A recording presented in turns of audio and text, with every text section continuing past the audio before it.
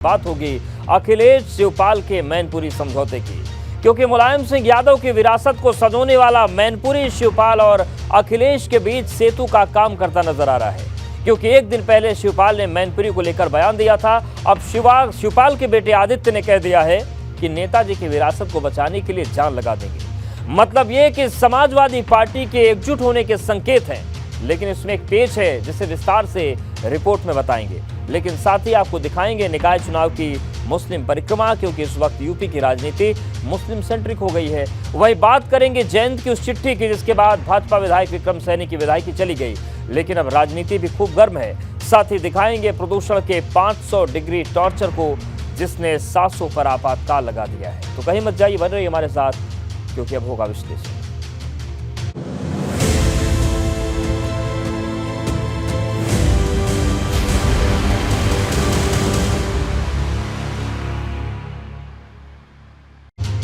आज विश्लेषण की शुरुआत समाजवादी परिवार के उस सुलह संदेश के साथ जिसका केंद्र मैनपुरी बना हुआ है। क्योंकि मुलायम सिंह यादव के निधन के बाद मैनपुरी से चुनाव कौन लड़ेगा, इस सवाल इस वक्त सबसे बड़ा है। क्योंकि भाजपा आजमगढ़ और रामपुर की तरह मैनपुरी में कमल खिलाने का दम भर रही है, जिसके जवाब में आज शिवपाल यादव के बेटे आदित्य यादव ने कह दिया कि मैनपुरी को बचाने के लिए पूरा परिवार एकजुट है। लेकिन बड़ा सवाल यह है कि ये एकजुटता सिर्फ मैनपुरी के लिए है या फिर आने वाले लोकसभा चुनाव के लिए भी। क्योंकि एक सवाल शिवपाल की जिम्मेदारी का भी है जो अभी तक उन्हें नहीं मिली।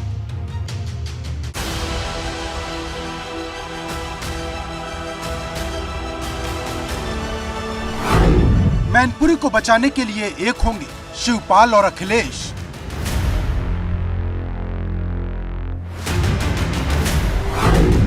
सैफई से आदित्य यादव का सुलह वाला संदेश।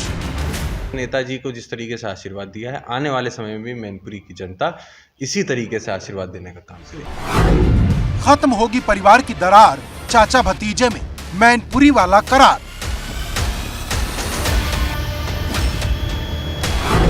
नेताजी की सीट का उत्तराधिकारी मैनपुरी पर किसकी दावेदारी?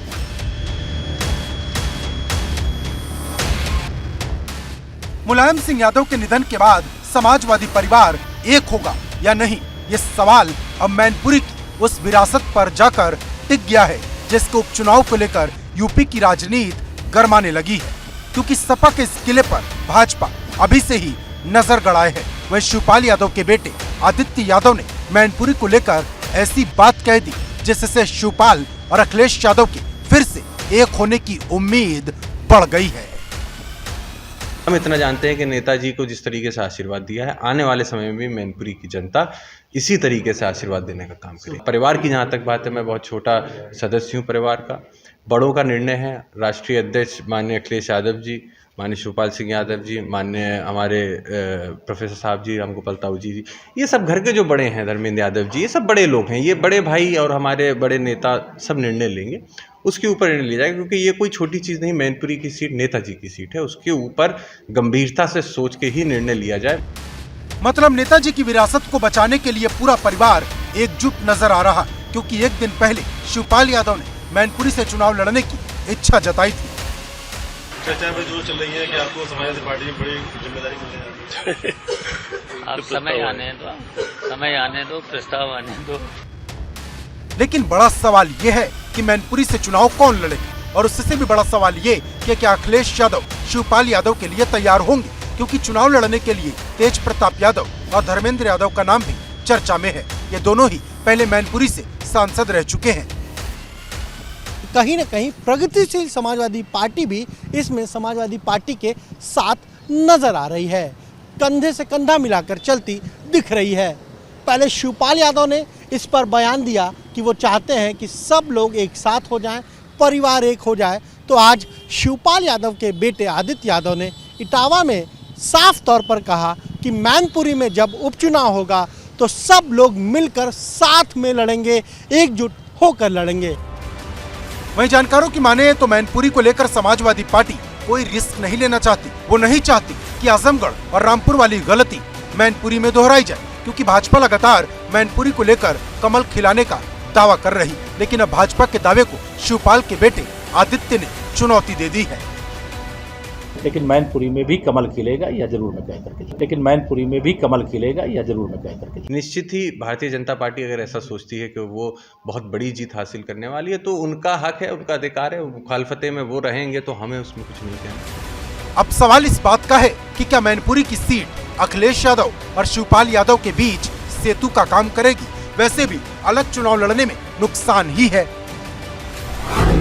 क्योंकि 2019 में प्रसपा ने अलग चुनाव लड़ा था, जिसका सबसे ज्यादा नुकसान सपा को हुआ। सपा उस समय फिरोजाबाद, बदायूं, कन्नौज, एटा और इटावा जैसी सीटें हार गई थी, जहां कभी सपा का एक छत्र राज था।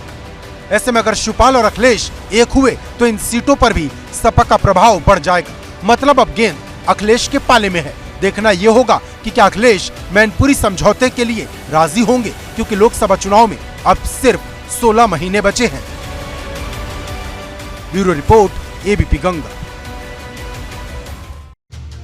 अब बात निकाय चुनाव में मुस्लिम वोट की जंग की, क्योंकि निकाय चुनाव पूरी तरह से मुस्लिम सेंट्रिक हो गया है। भाजपा पसमानदा मुस्लिमों को रिझाने में लगी है, तो एक जंग कांग्रेस और बसपा में छिड़ी है। सबकी चाहत 16% मुस्लिमों को अपने पाले में लाने की है, लेकिन मुस्लिम वोट को लेकर हो रही ये कसरत सपा के लिए खतरे की घंटी है, क्योंकि 2022 में सबसे ज्यादा मुस्लिमों का वोट सपा को मिला। ऐसे में अगर ये बटा तो सपा के लिए मुश्किल हो जाएगी।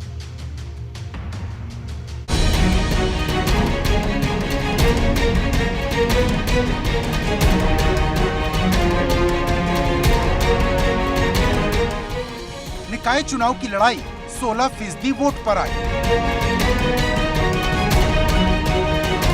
नॉकआउट फाइट नगर निगम में किसका भौकाल टाइट।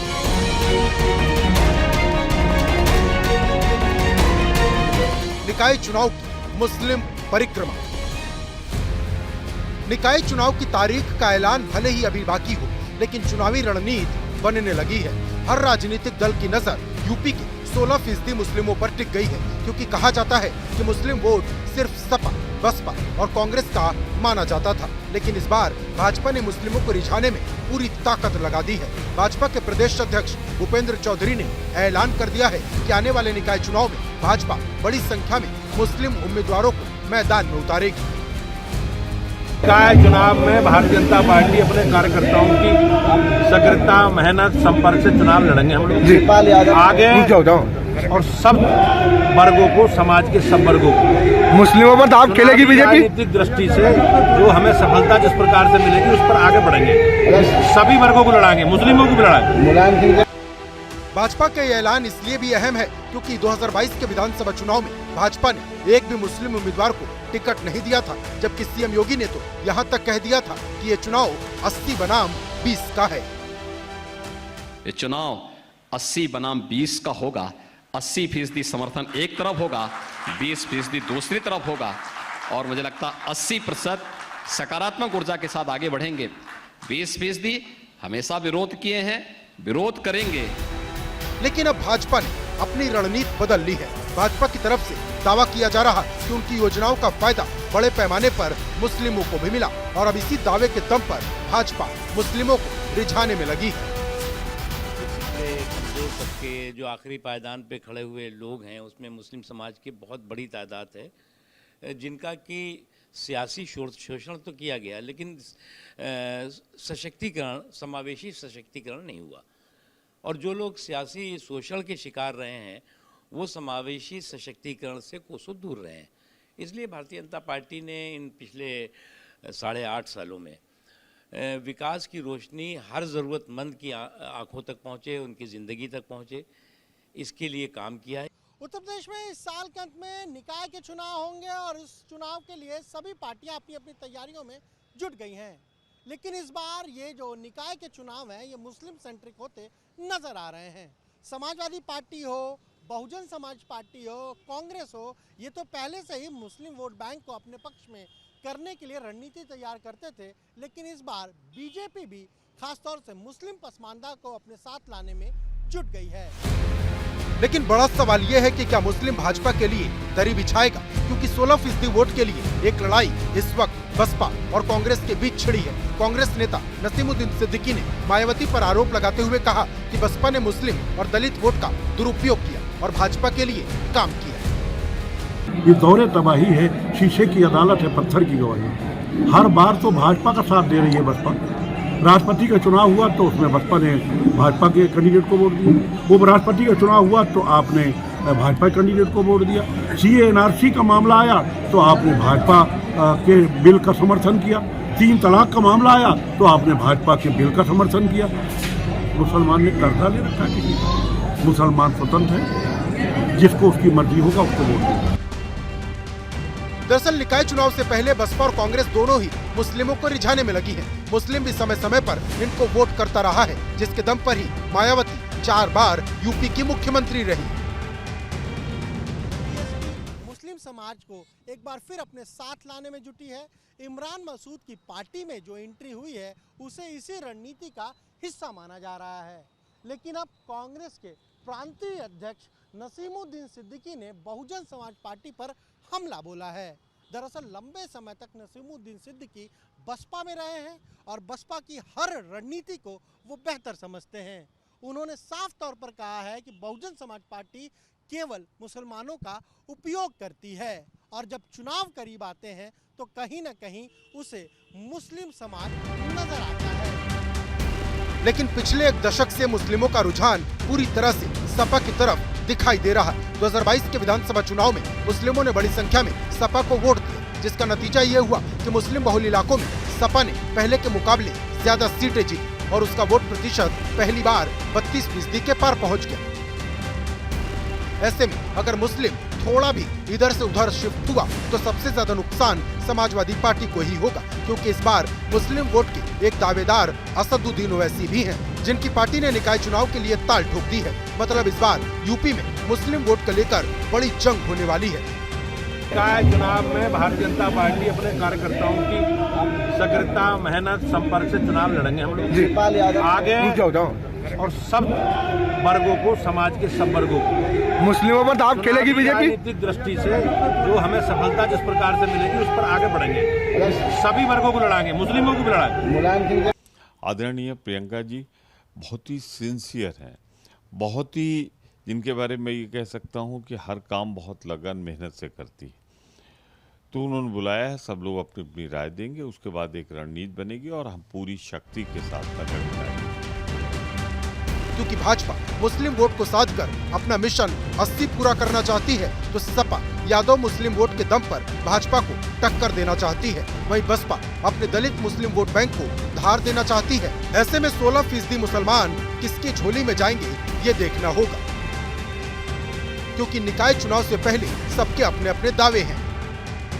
लेकिन जहां एक तरफ मुस्लिम वोट को लेकर सियासी पारा चढ़ा है, वहीं नए वोट को लेकर भी राजनीतिक दलों की धड़कनें बढ़ गई हैं। ये टेंशन सबसे ज्यादा मेरठ में नजर आ रही, जहां 1 लाख नए वोटर्स ने बड़े बदलाव की कहानी लिख दी। क्योंकि मेरठ में 90 वार्ड है, लेकिन किस वार्ड में कितने ज्यादा वोट बने ये कोई नहीं जानता।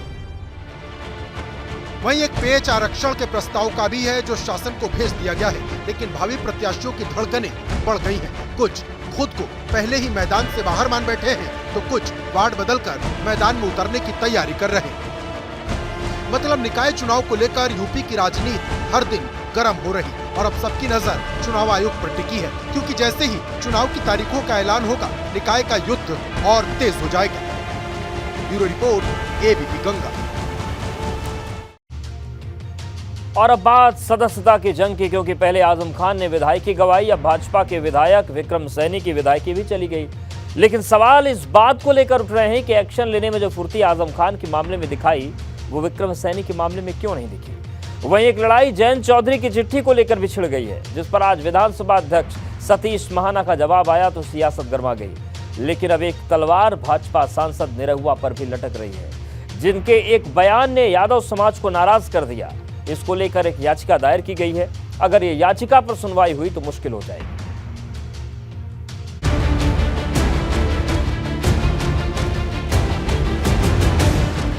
भाजपा के विधायक ने सदस्यता गंवाई, जयंत चौधरी की मुहिम रंग लाई। आजम का हिसाब बराबर या कानून सबके लिए बराबर। निरहुआ के बयान पर घमासान, सदस्यता पर खतरे का तूफान। विधायकों की सदस्यता गंवाने को लेकर सपा और भाजपा के बीच 1-1 से स्कोर बराबर हो गया है, क्योंकि पहले आजम खान की विधायकी गई अब भाजपा विधायक विक्रम सैनी की विधायकी भी रद्द हो चुकी है, जिन्हें एमपी एमएलए कोर्ट ने 11 अक्टूबर को 2 साल की सजा सुनाई थी। हालांकि विक्रम सैनी की खतौली सीट अभी भी रिक्त घोषित नहीं किया गया, जबकि आजम खान की रामपुर शहर सीट को उनके सजा के 24 घंटे के भीतर ही रिक्त घोषित कर दिया गया था। कानून से बड़ा कोई, कानून के अंतर्गत यदि ऐसा होगा कि 2 साल या उससे अधिक सजा पाए जनप्रतिनिधि की सजा जा सकती है, तो मुझे स्वीकार है। कोई कानून है, कानून सबके लिए बराबर है, चाहे वो आजम खान हो चाहे विक्रम सैनी। ऐसा होता है तो मैं सर झुकाकर इसको स्वीकार करता हूँ। गौरतलब है कि विक्रम सैनी की सदस्यता को लेकर उसी वक्त राजनीति गर्मा गई थी, जब आजम खान की दुहाई देते हुए रालोद अध्यक्ष जयंत चौधरी ने विधानसभा अध्यक्ष सतीश महाना को चिट्ठी लिख दी थी, जिसमें जयंत चौधरी ने आजम खान की दुहाई देते हुए कहा था विक्रम सैनी की सदस्यता कब रद्द होगी। तब जयंत के इस बयान को लेकर खूब राजनीति गरमाई थी। भाजपा के प्रदेश अध्यक्ष भूपेंद्र चौधरी ने जयंत के चिट्ठी पर सवाल उठाते हुए कहा कि सदस्यता 2 साल से ज्यादा होने पर रद्द होती है, लेकिन अब सदस्यता जाने के बाद भाजपा ही कह रही कि कानून सबके लिए बराबर है। जो व्यवस्था है, जैसी जानकारी मुझे है, उसमें 2 साल से अधिक जिन लोगों को सजा होती है उनकी सदस्यता जाने का प्रावधान है।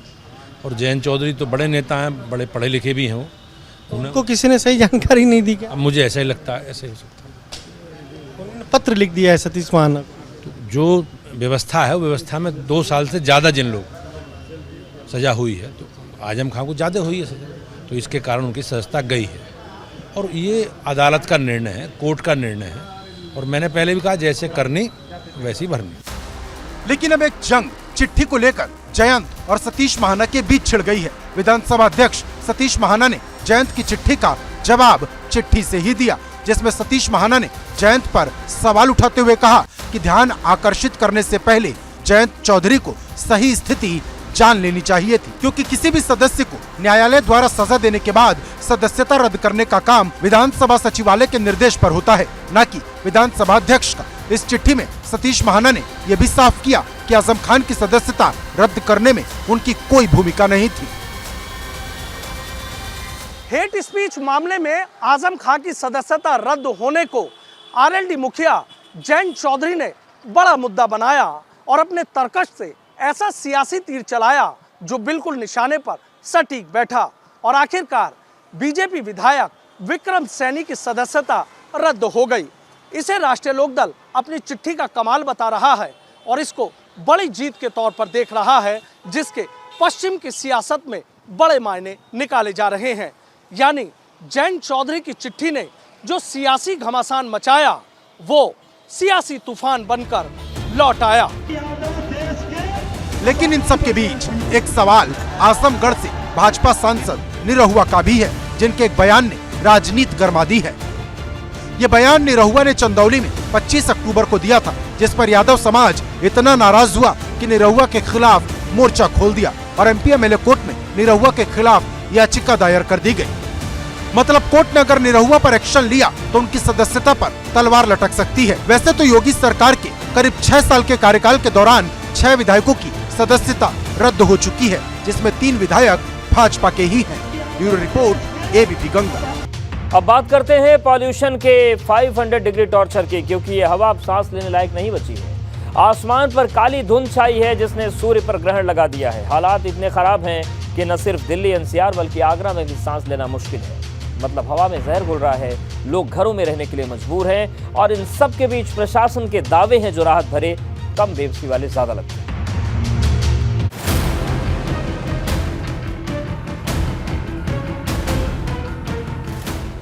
गैस चैम्बर में बने शहर, पॉल्यूशन का कहर।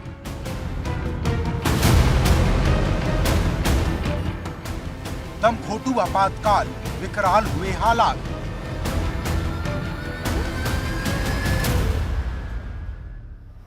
आसमान पर काली धुंध छाई, सांसों में रुकावट आई। प्रदूषण ने देश की राजधानी दिल्ली और उसके आसपास के नोएडा, गाजियाबाद की आबो हवा बिगाड़ दी है।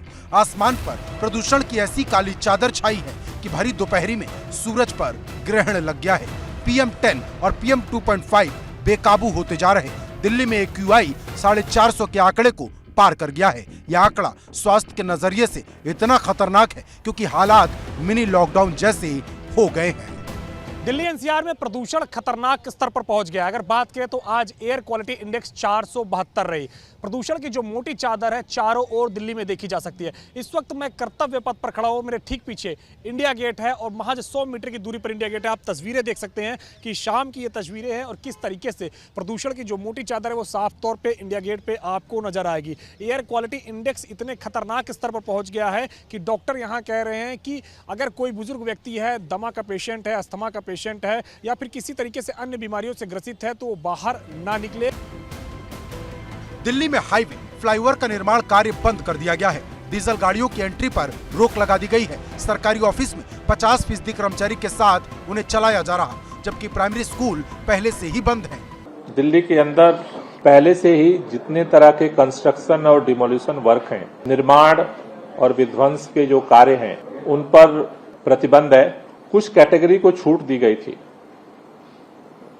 उसमें से आज highway, road construction, flyover, overbridge, Delhi जल बोर्ड के पाइपलाइन, पावर ट्रांसमिशन का जो वर्क जिसको छूट दी गई थी पहले चरण में, इन पर भी अब प्रतिबंध लगाया जा रहा है।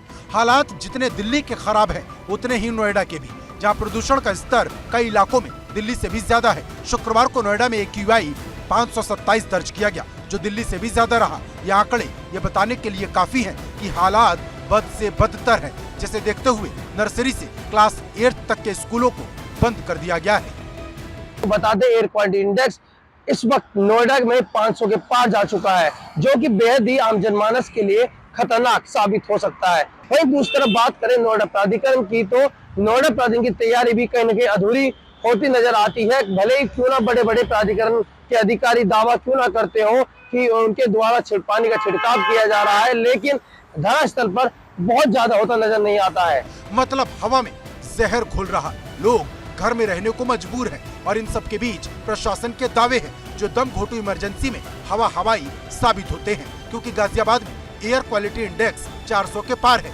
शुक्रवार को गाजियाबाद के लोनी में AQI लेवल 409 तक पहुंच गया। इंदिरापुरम में ये 406 तक पहुंचा। इतना बुरा हाल होता है कि बालकनी जाते ही सांस लेना मुश्किल लगता है। पर बच्चों की स्कूल की पढ़ाई का मामला है, लेके आते हैं प्रिकॉशन से, बट मन में डर लगा रहता है कि बच्चों की सेहत पे से कितना बुरा असर पड़ रहा है। दिक्कत यह है कि क्वालिटी ऑफ एयर अभी भी कम साफ है और जब आप बाहर निकलो तो आंखों में आंसू आता है, गले में दर्द रहता है, जो कि उनकी ग्रोथ के लिए अच्छा नहीं है। बच्चों को नेचुरल इन्वायरमेंट मिलना चाहिए, ज़्यादा एक्सरसाइज करें वो जाके, बट एक्सरसाइज क्या करें नीचे जाके पार्क के अंदर जब इतना प्रदूषण है।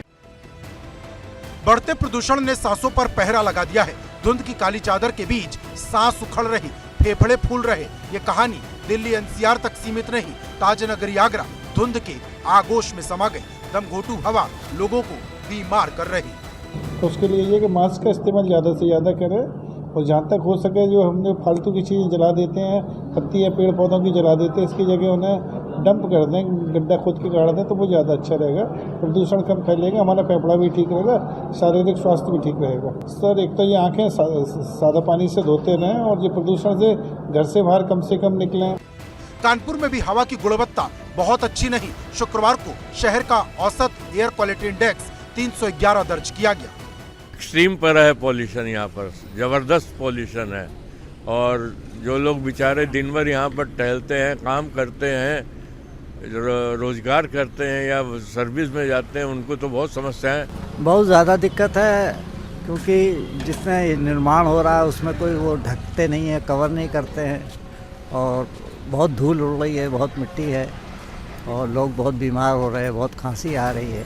फैक्ट्रियों की चिमनी से निकलने वाला काला धुआं, सड़कों पर प्रदूषण, उगलती गाड़ियां, कंस्ट्रक्शन साइट से उठती धूल और पराली की आग, इन सब को मिलाकर जो तस्वीर स्मॉग के रूप में तैयार हुई वो डराने वाली है। मतलब सिस्टम से लेकर प्रशासन हर कोई बेबस है। पता नहीं इस प्रदूषण से निजात कब मिलेगी। Bureau report, ABP Ganga.